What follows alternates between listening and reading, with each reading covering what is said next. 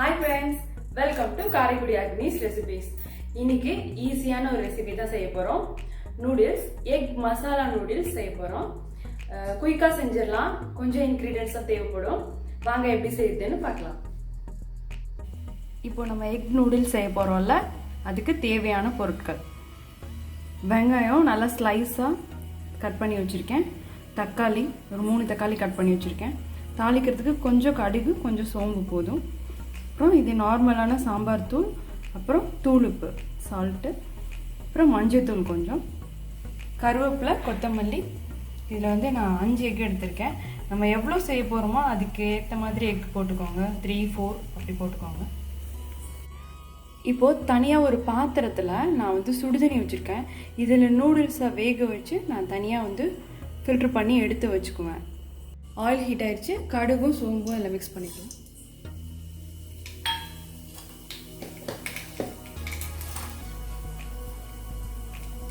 கருவேப்பிலை ஆட் பண்ணிக்கலாம்.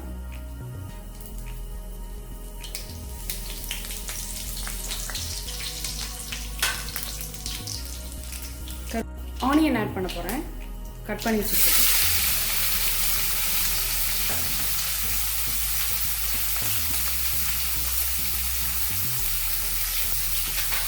இப்போ ஆனியன் கோல்டன் ப்ரௌனில் கொஞ்சம் ஒரு மாறிடுச்சு.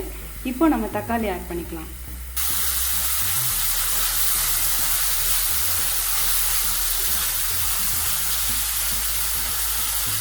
இப்போ தக்காளி வெங்காயம் நல்லா வதங்கிடுச்சு.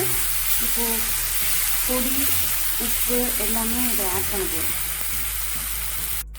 1 ஸ்பூன் வந்து நான் உப்பு சேர்த்துருக்கேன். மஞ்சள் 1/2 ஸ்பூன். இப்போ வந்து இதில் வந்து நம்ம சாம்பார் தூள் ஆட் பண்ண போகிறோம்.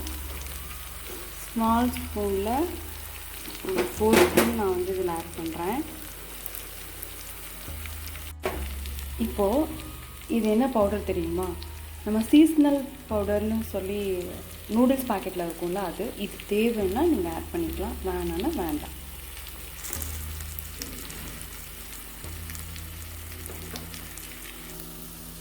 இப்போ எல்லா பொடியும் போட்டு மிக்ஸ் பண்ணதுக்கப்புறம் இதில் நம்ம எக்கை ஆட் பண்ண போகிறோம். இப்போது எக்கை வந்து ஆட் பண்ண போகிறோம்.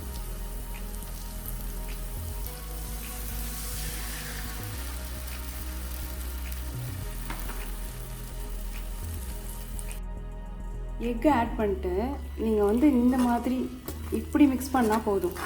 ஏன்னா ரொம்ப வந்து அது தூளாக ஆகாமல் கொஞ்சம் இந்த மாதிரி இப்படி மிக்ஸ் பண்ணுங்க.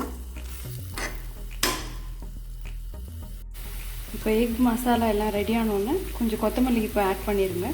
ஏன்னா இப்போ நம்ம நூடுல்ஸ் அதில் ஆட் பண்ண போகிறோம். இப்போ மசாலா சூப்பராக ரெடி ஆகிடுச்சு. நம்ம நூடுல்ஸ் ஆட் பண்ணலாம். இப்போ நூடுல்ஸை வந்து ஃபுல்லாக அதில் ஆட் பண்ணி நல்லா மிக்ஸ் பண்ணியாச்சு. இப்போ பாருங்கள், செம்மையாக வந்திருக்கு. சூப்பராக இருக்கும். டேஸ்ட்டு சூப்பராக இருக்கும்.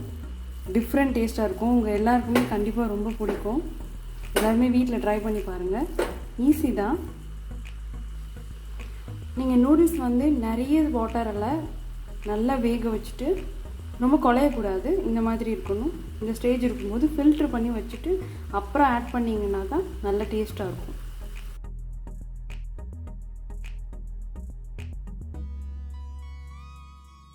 உண்மையாகவே சூப்பராக இருக்குது. செம்ம டேஸ்ட்டாக இருக்குது. மசாலாவும் சூப்பராக இருக்குது. நீங்கள் எல்லாருமே வீட்டில் ட்ரை பண்ணி பாருங்கள். ட்ரை பண்ணி பார்த்துட்டு கமெண்ட்டில் எனக்கு எப்படி இருக்குன்னு சொல்லுங்கள். ப்ளீஸ் என்னோட சேனலை சப்ஸ்கிரைப் பண்ணுங்கள். பெல் ஐக்கனையும் கிளிக் பண்ணுங்கள். தேங்க்ஸ் ஃபார் வாட்சிங்.